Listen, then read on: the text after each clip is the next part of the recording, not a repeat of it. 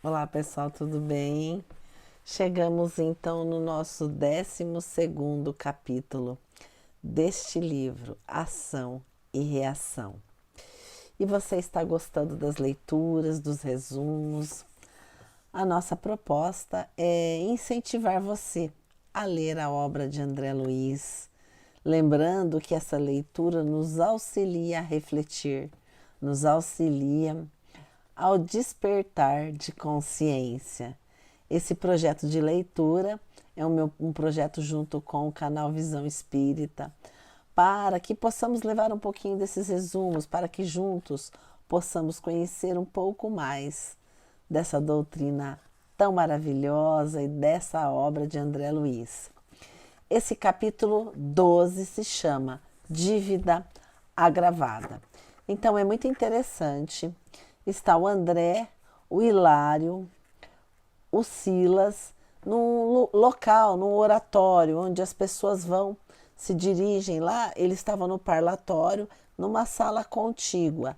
Eles estão junto com outros companheiros e eles percebem que são companheiros de aspecto muito triste, com o semblante deformado, as mãos como se fossem galhos secos, por conta do instinto. Eles têm instinto tigrino, foram reincidentes em crimes do passado.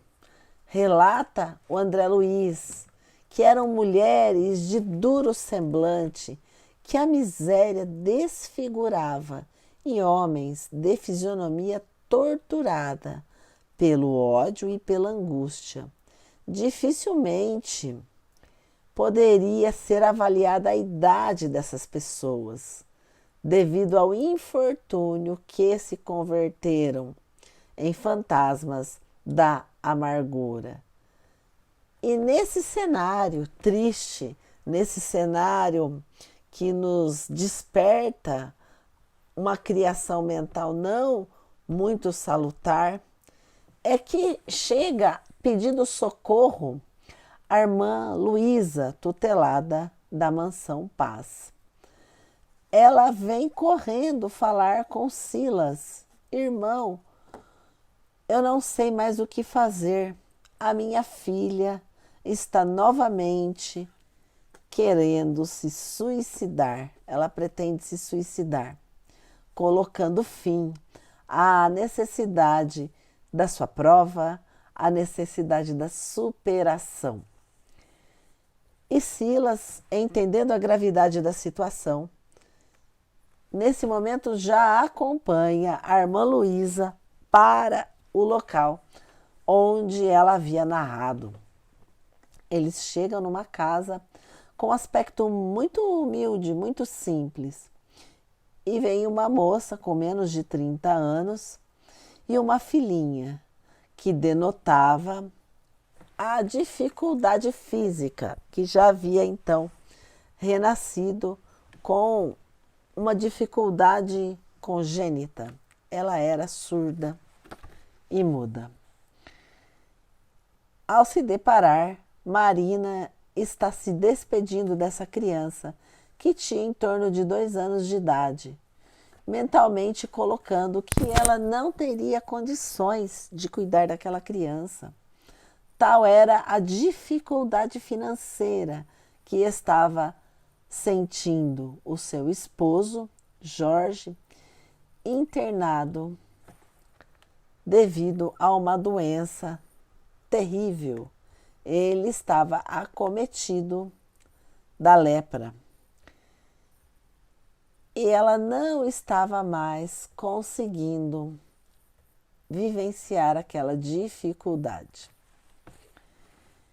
Ela se despede então da criança e nesse momento Silas lhe impõe as mãos num passe magnético, lhe dando intuição, e faz uma pergunta, porque ela já estava com o cálice do veneno que ela iria ingerir.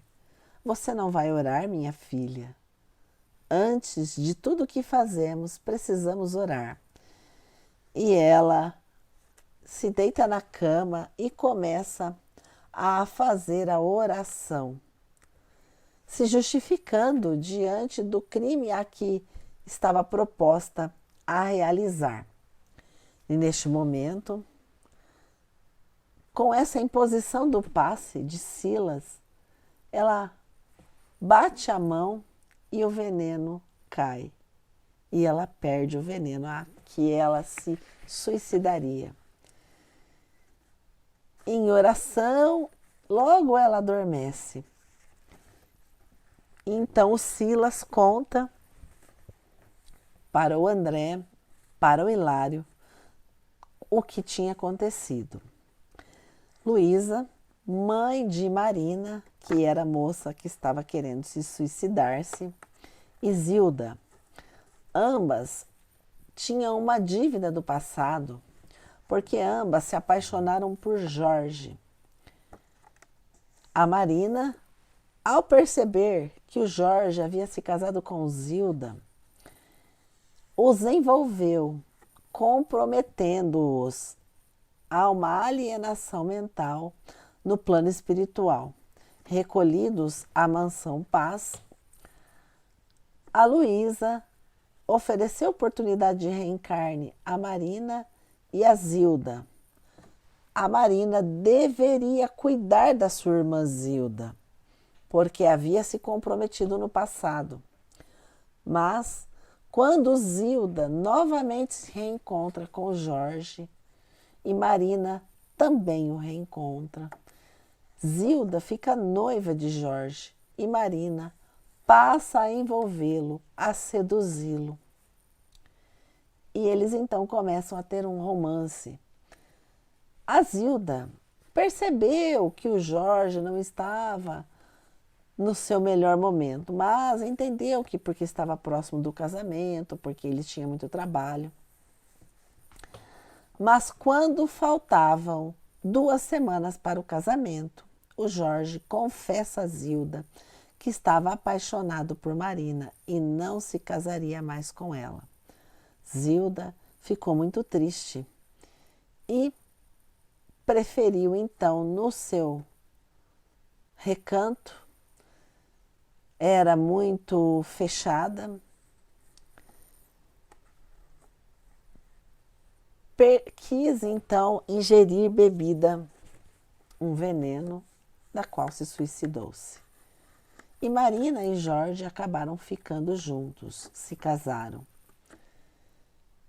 Diante da intervenção de Luísa, da mansão Paz, foi oportunizado a Zilda que reencarnasse como filha de Marina e de Jorge. Era a criança que tinha esse problema físico, mas que estava ali sendo amada, sendo protegida pelos dois aos quais se comprometeram com ela. E Marina não dando conta da situação, da dificuldade, do marido longe de casa, num leprosário, e a filha com uma dificuldade genética, estava pensando em suicidar-se.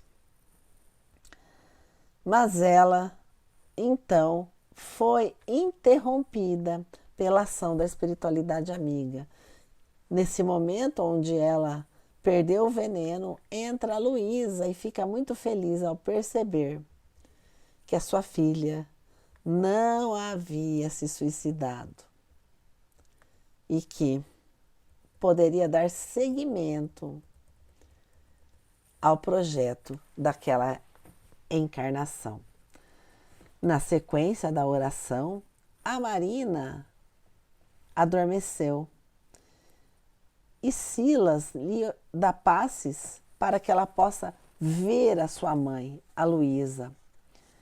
E a sua mãe conversa com ela e lhe explica da importância da reencarnação, daquele momento, de suportar as dificuldades, de vivenciar, de educar a filha, de esperar o retorno do seu esposo ao lar, porque era necessário para a sua encarnação, para a reparação do passado. E esse encontro é muito belo porque a Marina, ao perceber que era a sua mãe que estava ali, com lágrimas nos olhos, ela gritou de alegria, se refugiou nos braços de sua mãe.